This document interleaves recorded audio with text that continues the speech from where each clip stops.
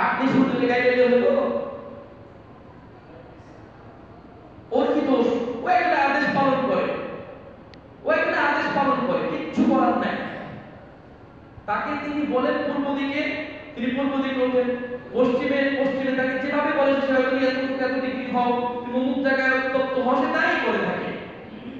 লিউযিকাহুম বা'দাল্লাযী আমিলু লাআল্লাহুম ইয়ারজিউন। আল্লাহ চান আপনাকে আল্লাহর কাছে ফিরিয়ে আনতে। তো একটু পানিশমেন্ট দেবেন না? পরকালে মরে গেলে যে 70 গুণ বেশি জাহান্নামের আগুন যা শুরুতে শুনছিল, ওইটা থেকে ভালো না? এজন্য আল্লাহ তাআলা দিলেন।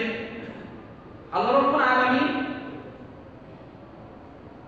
সূরা আস-সাজদা এর 21 নম্বর আয়াতে উল্লেখ করেছেন যে 21 নম্বর পারাতেও 21 নম্বর আয়াত সূরা আস-সাজদা তিনি বলেছেন যে ওয়ালানুযিকান্নাহুম মিনাল আযাবিল আদনা দুনাল আযাবিল আকবার লাআল্লাহুম ইয়ারজিউন। আপনাদেরকে একটা শব্দ বলি, এটা ব্যাকরণগত বিষয়, একটু কষ্ট হতে পারে। একটি ব্যাকরণ রয়েছে মিজানে। মিজান যারা যদি কেউ থেকে থাকেন অথবা অনলাইনে যারা শুনবেন, সেখানে একটি বাপ রয়েছে, লাম তাকিব বা নুন তাকিব সাকিলা তার ফেলে মুস্তাকবিল মারুদানি কিছু বুঝেননি। অর্থাৎ শর্ট করে বলি, একটি শব্দের শুরুতে যখন লাম জবর লা থাকে এবং শব্দের শেষে যখন তাসদীদ যুক্ত নুন থাকে, এর অর্থ হয় অবশ্যই, অবশ্যই, obviously, definitely। দুইবার বলা হয়েছে ওয়ালানুযিকান্না, ওয়ালানুযিকান্না। আল্লাহ বলেন আমি অবশ্যই, অবশ্যই এদেরকে ছোটখাটো শাস্তি দেব, বড় ধরনের আযাব আসার পূর্বে। ওয়ালানুযিকান্নাহুম মিনাল আযাবিল আদনা, লঘু দণ্ড। বুঝে আপনি গেল যেটা বেতন বাড়িতে ছেড়ে দিলেন, 5 টাকা জরিমানা। এই ক্লাস হচ্ছে নাকি স্যার মাথা ব্যথা ছিল 10 টাকা দিন, কালকে যদি না আসিস 20 টাকা। 1 মাস আসেনি, এক কানে দাঁড়ার কাছে 2 মাস আসেনি, ব্যাট দিয়ে পিঠের চামড়া নিয়ে 3 মাস আসেনি, বাপ মায়ের রেখে বের করে দিয়েছে। স্টেপগুলো হচ্ছেন সেম।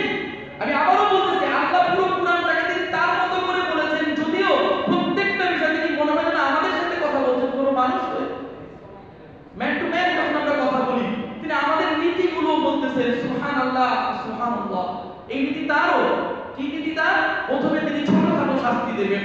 ওয়ালানুযিকান্নাহুম, বহুবার বলেছি আমরা, দুই একজন আলেম ওলামা, পুরো দেশে দুই একজন আলেম ওলামা, খুব বেশি না, 4-5 জন না, যে করোনা যে এসেছিল এটা ছিল কেবল একটা ঝলক, এটা ছিল একটা ঝলক মাত্র।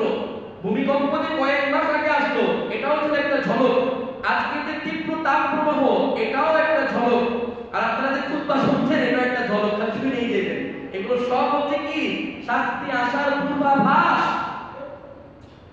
ভারী দুর্যোগের পূর্বে, যেমন ঝড় তুফান আসে বৃষ্টির পূর্বে, কঠিন বর্ষণ যখন হবে, আসমান যেমন ফেটে যায় বজ্রপাতের মধ্যে, আল্লাহর মহা শাস্তি আসার আগে তিনি ছোট ছোট ডাক দেন, আয় আমার দিকে ফিরে আয়।